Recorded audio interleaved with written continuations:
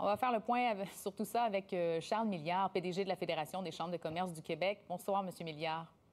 Bonsoir, Madame Saint-Arnaud. Donc, beaucoup de sujets à traiter. On va commencer avec la décision du gouvernement là, au sujet du fameux passeport vaccinal pour les services non essentiels. Quelle est votre réaction face à la stratégie de Québec? Oui, c'est pas tout à fait les vacances, hein, finalement. Il y a Non. beaucoup de nouvelles. J'ai envie de vous dire que l'annonce d'aujourd'hui, c'est deux choses. Premièrement, le gouvernement s'est pratiquement engagé à ne pas refermer des secteurs d'activité ou des secteurs de l'économie, des commerces. Et ça, je pense que c'est une excellente nouvelle. On peut se dire que ça va faire partie de notre passé collectif.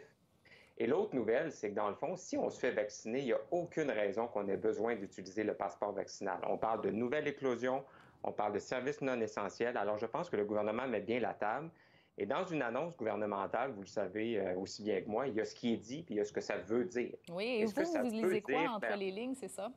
ben oui, moi, ce que je lis clairement, c'est de grâce, les Québécois, les Québécoises, faites-vous vacciner. On est à près de 40 de gens qui sont adéquatement protégés avec 2 doses. On doit doubler probablement hein, ce chiffre-là d'ici le 1er septembre. Et on peut arriver à ça collectivement, puis avoir un certain, quelqu'un a appelé ça aujourd'hui dans les médias, un savoir-être social. Ben, on n'aura pas à se poser toutes les questions là, qui embêtent autant de gens en ce moment par rapport au passeport vaccinal. Donc, ce qu'on comprend de cette annonce aujourd'hui, c'est que si tout va bien, le passeport vaccinal, on ne l'utilisera pas vraiment. Mais vous, est-ce que vous auriez souhaité une utilisation plus immédiate, plus systématique de ce passeport vaccinal? Non. En fait, je pense, premièrement, personne ne peut utiliser le passeport vaccinal, pas nos membres, pas moi, pas le gouvernement, pas le ministre de la Santé. Mais en fait, si on regarde au niveau des paliers, en ce moment, on est tous au palier vert. Donc, je pense qu'il y a des nouvelles mesures qui vont entrer en vigueur lundi prochain sur la distanciation physique dans les espaces publics. Alors, je pense que la gradation, elle est bonne. Maintenant, la balle est dans le camp des Québécois de se faire vacciner. C'est à la fois très complexe et à la fois extrêmement simple comme plan de match. Cela dit, il y a encore beaucoup d'incertitudes, vous le mentionnez, parce que bon, l'utilisation du passeport, ça va dépendre de la situation épidémiologique. Ça pourrait varier par région. Il y aura des activités non essentielles à haut risque, à risque modéré. Est-ce que, selon vous, il y a encore trop de flou dans ce scénario? Écoutez, vous le savez, en affaires, on aime la prévisibilité. Oui. Je pourrais vous dire qu'on aimerait ça en avoir plus, mais bien honnêtement, il n'y a personne qui sont des... Il n'y a pas de magicien au gouvernement. Alors là, on voit que la situation évolue. On voit la position du gouvernement de l'Ontario aussi. Je pense que là, ce sont des postures de base aujourd'hui. Voyons voir comment ça va évoluer dans les prochaines semaines. Et ce que j'ai bien aimé de l'annonce du ministre Dubé aujourd'hui, c'est qu'il a mentionné qu'il allait communiquer, entre autres, nommément avec nous, pour qu'on puisse discuter de l'opérationnalisation d'une mesure potentielle comme ça. Et c'est très important d'impliquer les commerçants parce que je vous rappelle que les entrepreneurs, les commerçants n'ont pas d'études en technique policière ni en droit. Et s'ils avaient voulu en faire, je pense qu'ils seraient allés à l'école pour ça. Alors, on ne veut pas jouer à la police ni à l'avocat dans nos commerces. Alors, on va être très, très ferme là-dessus. Si le ministre veut vous consulter, M. Milliard, c'est pour savoir de quelle manière l'utiliser, quelle serait la stratégie si on devait utiliser le passeport vaccinal. Est-ce que vous avez déjà en tête des petites suggestions à lui faire? Mais écoutez, ça va dépendre des secteurs d'activité, mais moi, j'aimerais beaucoup plus qu'on utilise notre cerveau à s'assurer qu'on ne s'en serve pas. Alors, je pense qu'en ce moment, là, je ne veux pas créer de confusion dans la tête des gens. C'est très important de maximiser la vaccination et on va se sauver d'un problème social bien important qui serait d'utiliser ça et d'avoir Oui. l'assentiment collectif là, de toute la population. Je vous emmène sur les tests rapides, M. Milliard. On apprenait aujourd'hui que la vaste majorité des tests qu'on a reçus au Canada ne sont pas utilisés.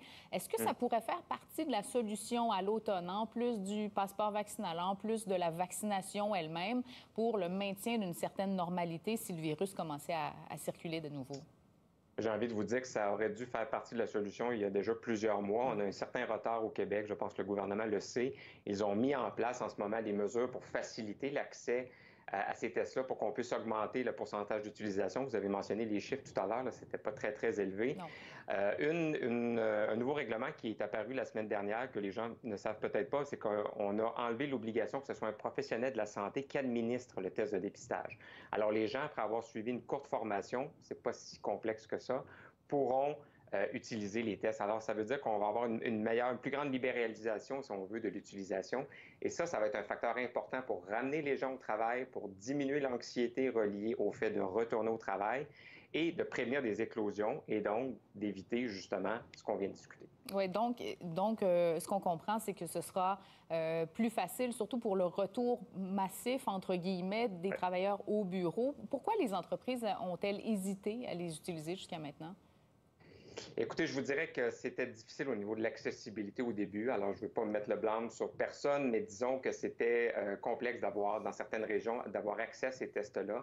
Mais maintenant, c'est derrière nous. Ça a été beaucoup simplifié. Comme je vous dis, c'est plusieurs types de personnes maintenant qui vont pouvoir administrer les tests. Alors, regardons en avant, utilisons-les au maximum. Ils sont achetés, ils sont payés, ils sont disponibles.